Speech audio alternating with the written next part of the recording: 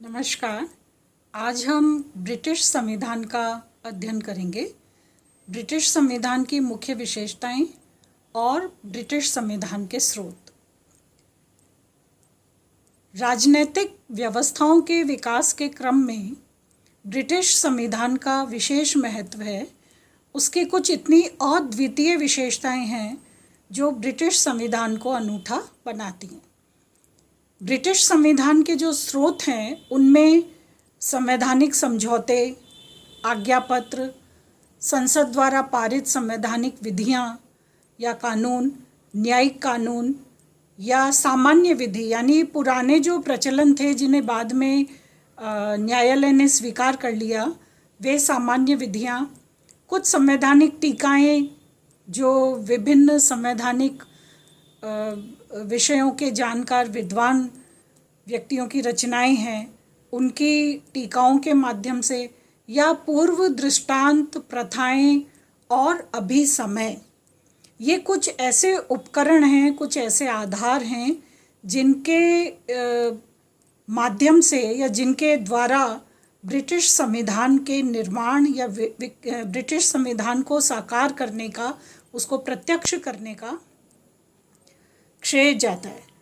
तो ब्रिटिश संविधान की सबसे जो अनूठी बात है वो ये है कि ब्रिटिश संविधान विश्व का सर्वाधिक प्राचीन संविधान है। ये इसीलिए ब्रिटिश संविधान को मदर कॉन्स्टिट्यूशन, मातृ संविधान की संज्ञा दी गई है। वर्तमान संविधानों में और संविधानों की प्रचलित व्यवस्थाओं में ब्रिटिश संविधान सर्वाधिक प्राचीन है। दूसरी बात कि ब्रिटिश संविधान विकसित संविधान है। 450वीं ईस्वी से लेके अब तक अनवरत ब्रिटिश संविधान का विकास जारी है।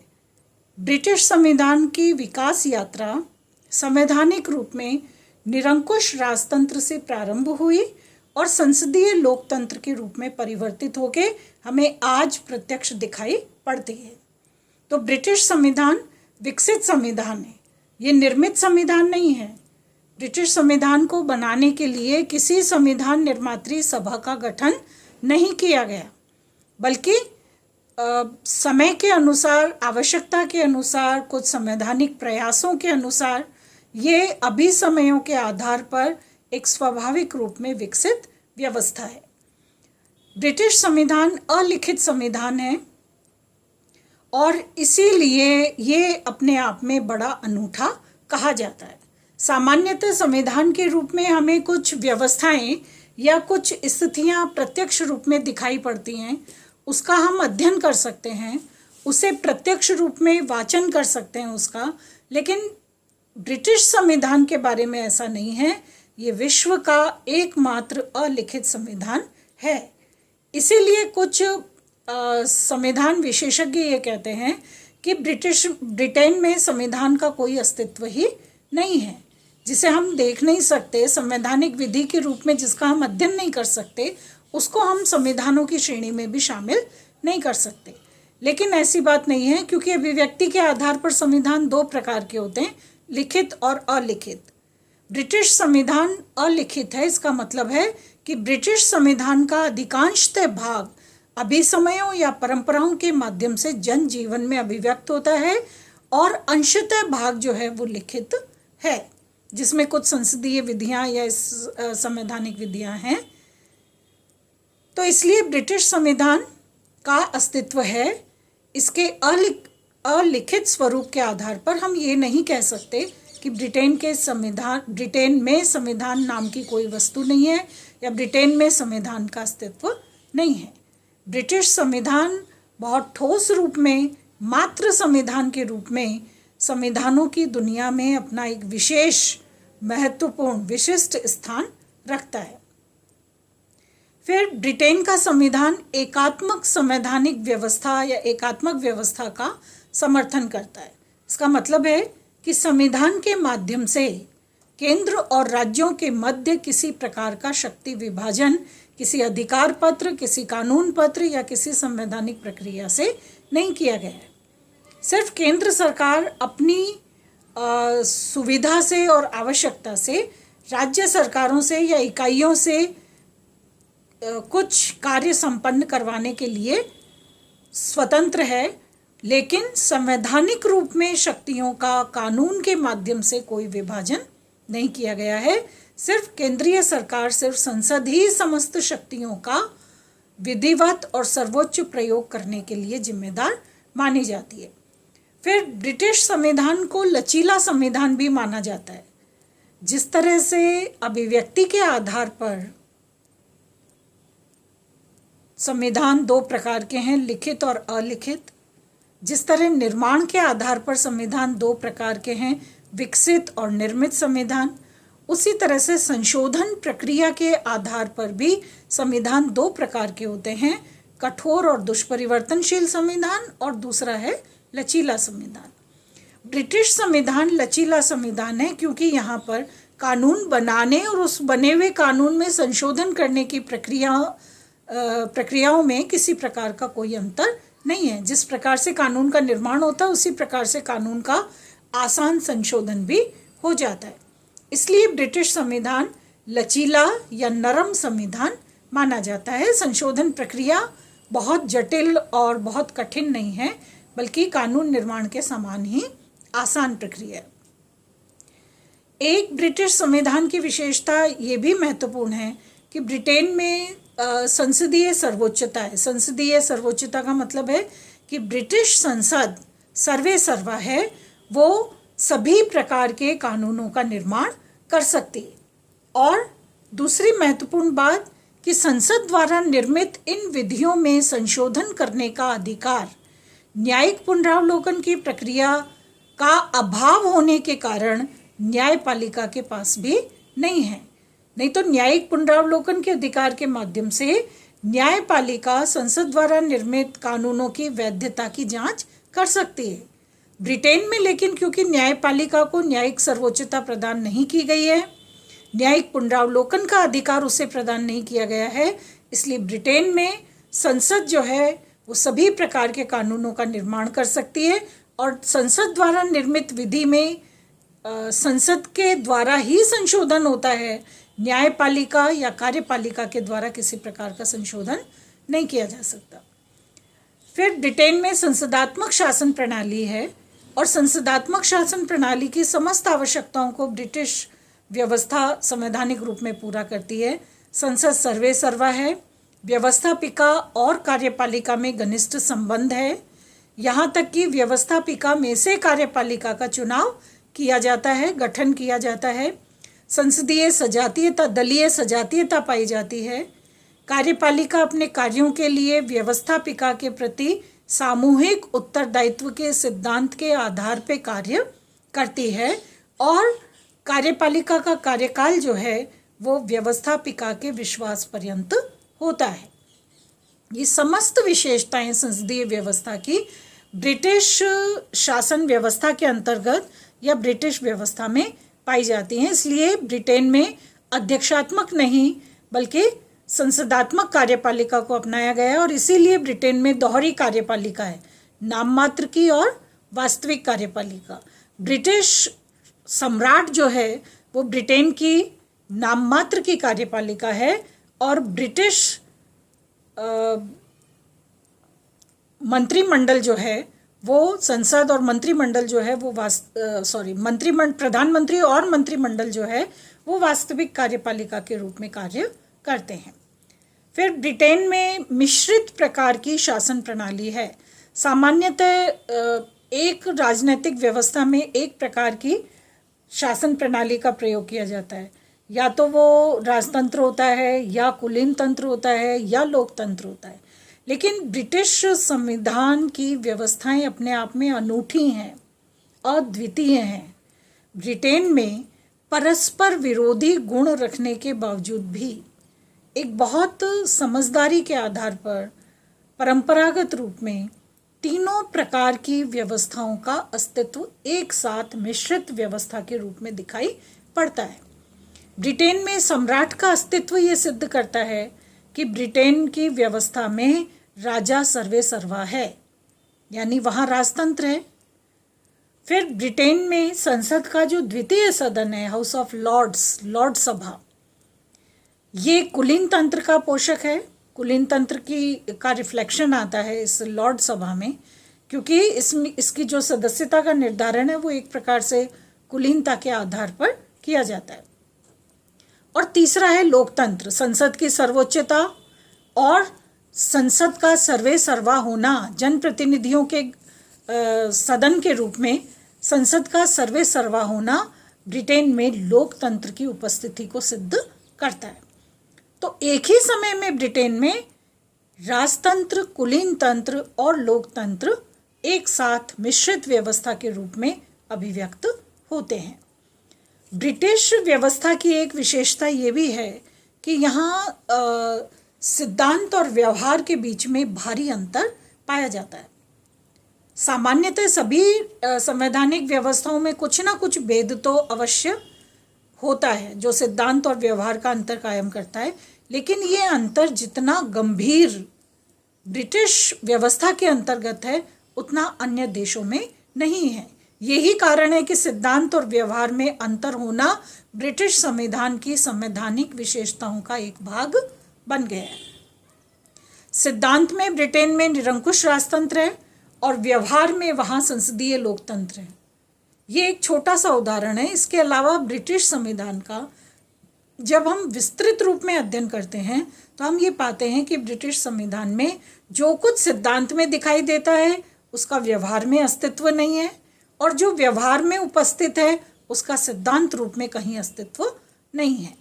तो ब्रिटेन में सिद्धांत और व्यवहार का ये अंतर ब्रिटिश संविधान की एक और प्रमुख विशेषता कहलाता है। फिर ब्रिटेन में विधि का शासन है, यानी शासन के निर्माण का आधार इच्छा नहीं है, मनमानी नहीं है, बल्कि कानून है। शासन का निर्माण, शासन का संचालन कानून के आधार पर होता है, सम्राट या संसद या अन्य और किसी इकाई की व्यक्तिगत इच्छा के आधार पर नहीं। दूसरी बात है कि ब्रिटेन में कानून के समक्ष सभी समान हैं, चाहे, हालांकि इसके एक दो कुछ अपवाद भी हैं जिनका अध्ययन हम अपने आगामी बातचीत में करेंगे। कानून के समक्ष सभी समान हैं, यानी समान कानूनी प्रक्रिया से सबके साथ कार्यवाही या व्यवहार किया जाता है। इसमें पद का या समाज का या जाति का या अन्य और किसी प्रकार का कोई भी भेद नहीं है। और तीसरी बात यह है कि न्यायिक निर्णयों से संवैधानिक सिद्धांतों का निर्माण भी किया जाता है। ये तीनों ऐसी विशेषताएं हैं जो ये सिद्ध करती हैं कि ब्रिटेन में कानून के अनुसार व्यवस्था का संचालन किया जाता है।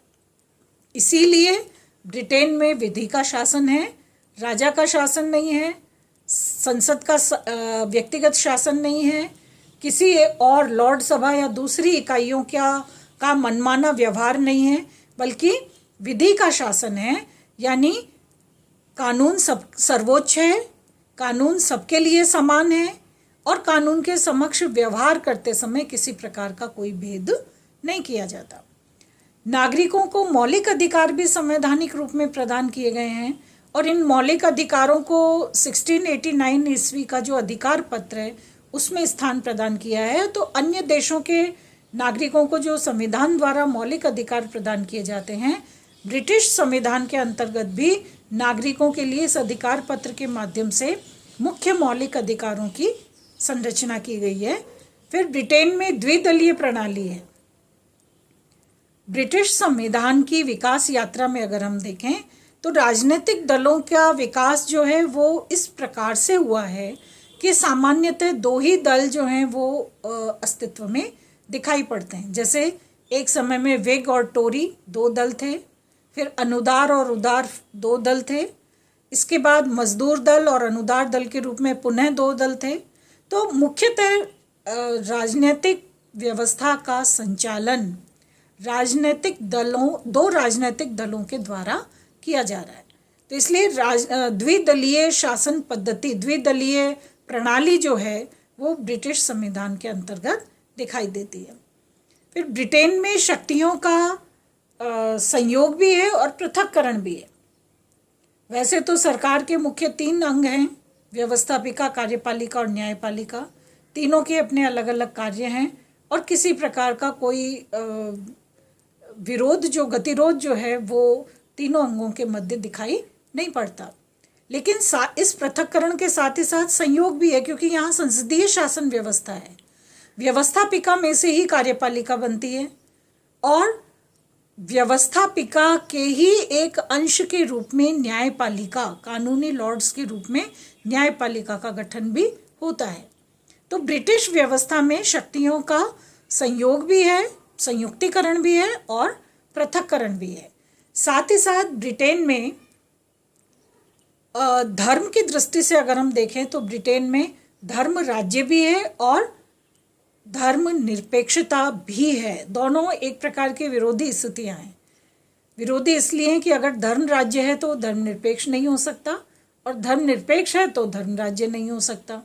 लेकिन ब्रिटेन में 1689 ईस्वी के पत्र के अनुसार ये निश्चित किया गया है कि कोई कैथोलिक या कैथोलिक से विवाहित राजपद का अधिकारी नहीं हो सकता।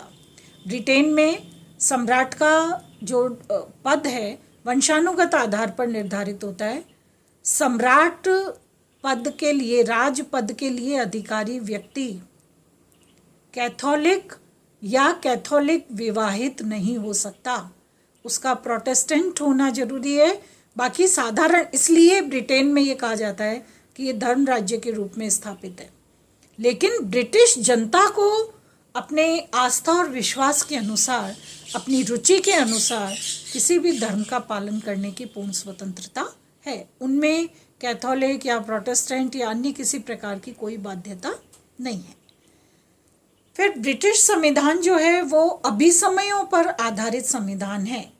ये अभिसमय एक प्रकार के संवैधानिक परंपराएं हैं, संवैधानिक रीति रिवाज हैं जो अनवरत रूप से ब्रिटिश शासन व्यवस्था का हिस्सा बने हुए हैं और इनका अस्तित्व इतना प्राचीन है जितना कि ब्रिटिश संविधान का अस्तित्व है।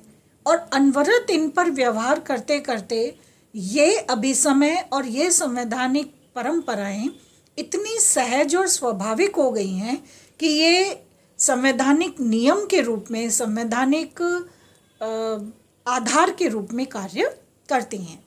तो इसलिए ब्रिटिश अभिसमय यानी संवैधानिक परंपराएं ब्रिटिश संविधान की वो आधारशिला है, वो नींव है जिस पर समस्त संवैधानिक व्यवस्था आधारित है। ब्रिटिश संविधान को संयोग और विवेक का शिशु भी कहा जाता है। यानी ब्रिटिश संविधान के निर्माण में कहीं तो विवेक और बुद्धि पक्ष के आधार पर कुछ निर्णय लिए गए हैं और उसका कुछ भाग जो है वो मात्र संयोग के आधार पर निर्धारित हो गया है। जैसे ये संयोग था कि हैनोवर वंश के राजा इंग्लिश से ज़्यादा, अंग्रेजी से ज़्यादा परिचित नहीं थे और वहाँ कार्यवाही का समस्त संचालन क्योंकि अंग्रेजी में होता था, तो उन्होंने अपने एक प्रतिनिधि के रूप में संसद की कार्यवाही में और बैठकों में भाग लेने के लिए एक प्रतिनिधि के रूप में प्रधानमंत्री के पद का निर्धारण करके उसको सक्रिय बनाया। और उसके बाद से अब तक जो मुख्य कार्यवाही है कार्यपालिका की, बैठकों में भाग लेना, निर्णय करना, प्रतिनिधित्व, वास्तविक प्रतिनिधित्व करना, वो प्रधानमंत्री का दायित्व हो गया, राजा का दायित्व नहीं रहा। तो और विवेक का पक्ष है, जैसे संसदीय व्यवस्था की स्थापना करना, निरंकुश राजशाही की प्रवृत्ति को समाप्त करना, निरंकुशता को लोकतंत्र में परिवर्तित करना, लॉर्ड सभा को हाउस ऑफ कॉमन्स की तुलना में कमजोर बनाना, ये विवेक द्वारा लिए गए निर्णय हैं। तो ब्रिटिश संविधान कहीं संयोग और कहीं विवेक के आधार पर निर्मित है। इसलिए कहा जाता है कि ब्रिटिश संविधान संयोग और विवेक का शिशु है। और ब्रिटिश संविधान की एक सर्वोच्च विशेषता जो ब्रिटिश संविधान को अनूठा बनाती है वो ये है कि ब्रिटेन में अनवरत रूप से राजतंत्रात्मक व्यवस्था को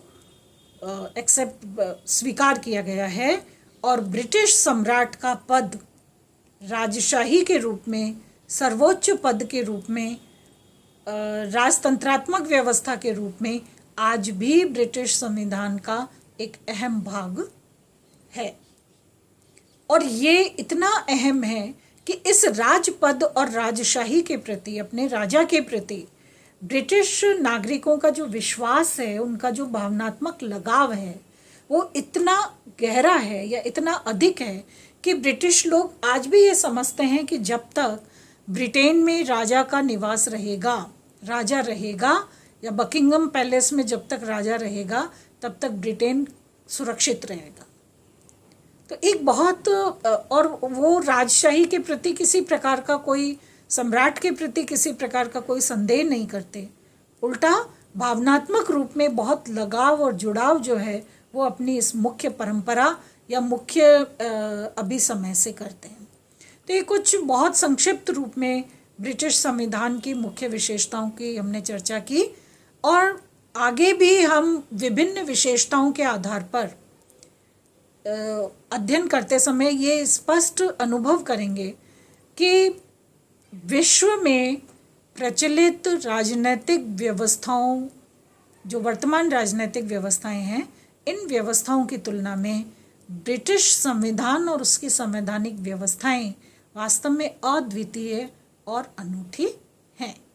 धन्यवाद।